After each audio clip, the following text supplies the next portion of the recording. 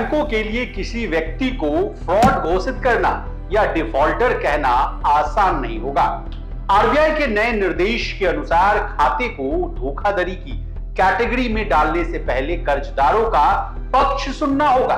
यानी पहले जो एक तरफा फ्रॉड या डिफॉल्टर का टैग लगा दिया जाता था, उससे राहत मिलने की उम्मीद। अब बैंकों को समयबद्ध तरीके से प्राकृतिक न्याय के सिद्धांतों का पालन करना होगा।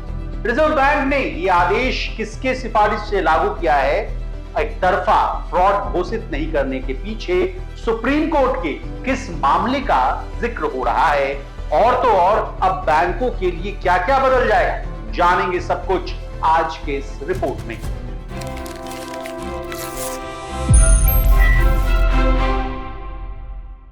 नमस्कार, आप देख रहे हैं लोकमत हिंदी और मैं हूं आपके साथ विशाल शर्मा। सबसे पहले आरबीआई के मास्टर सर्कुलर से कहानी की शुरुआत करते हैं। असल में आरबीआई ने 15 जुलाई को एक मास्टर सर्कुलर जारी किया। इसमें फ्रॉड रिस्क मैनेजमेंट से जुड़े नियमों को स्पष्ट किया गया। इसके मुताबिक सभी बैंकों, हाउसिंग फाइनेंस कंपनीज और एनबीएफसी को इंटरनल ऑडिट और बोर्ड कंट्रोल को मजबूत करने के लिए नए नियमों का पालन करना होगा। इसके अलावा धोखाधड़ी का पता लगाने के लिए डेटा एनालिटिक्स का भी इस्तेमाल करना होगा। आरबीआई के मास्टर सर्कुलर में बैंकों के बोर्ड को पॉलिसी बनाने के लिए कहा गया। ये वाला मामला क्या है, आसान भाषा में समझिए। मास्टर सर्कुलर के अनुसार अब फ्रॉड रिस्क मैनेजमेंट की बात आने पर बोर्ड और सीनियर मैनेजमेंट की भूमिकाएं और जिम्मेदारियां तय करने के लिए बोर्ड से मंजूर पॉलिसी की आवश्यकता को अनिवार्य यानी कंपलसरी कर दिया गया है। आरबीआई ने इससे पहले जारी मास्टर सर्कुलर की समीक्षा कर नए नियम जारी किए थे। नए सर्कुलर के अनुसार कंपनी या व्यक्ति से जुड़े फ्रॉड को घोषित करने से पहले न्याय के सिद्धांतों का पालन किया जाएगा।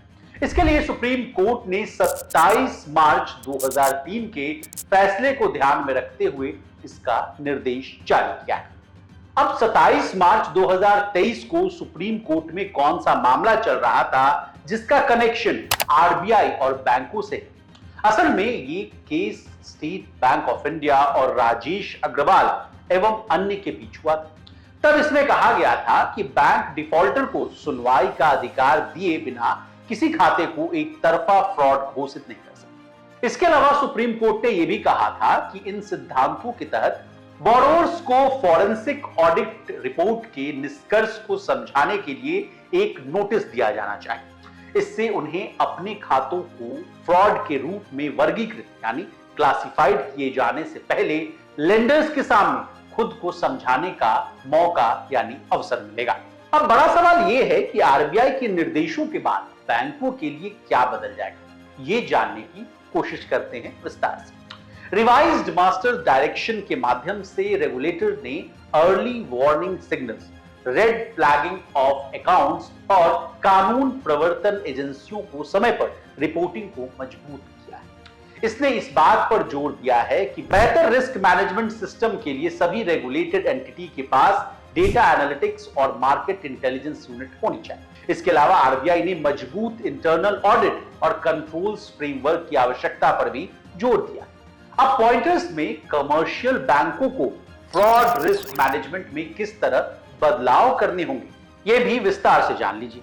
फ्रॉड रिस्क मैनेजमेंट पर बोर्ड द्वारा अप्रूव्ड नीति यानी पॉलिसी बनानी, बैंकों को धोखाधड़ी में शामिल संस्थाओं और प्रमोटर्स या पूर्णकालिक निर्देशक आदि को विस्तृत कारण बताओ नोटिस जारी करना होगा जिनके खिलाफ फ्रॉड के आरोपों की जांच की जा रही है।